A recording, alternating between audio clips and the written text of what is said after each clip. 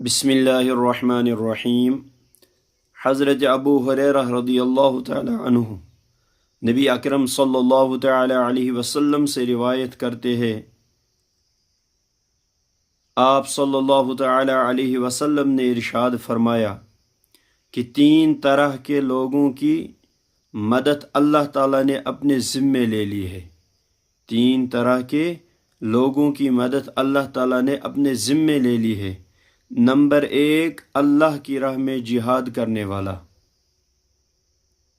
اور نمبر 2، وہ غلام جو غلامی کے بندھنوں سے آزاد ہونے کے لیے اپنے آقا کو مال کی ایک مقدار دینا چاہتا ہے مگر اس کے پاس اتنی رقم نہیں ہے، اس کی بھی مدد اللہ کے ذمہ ہے۔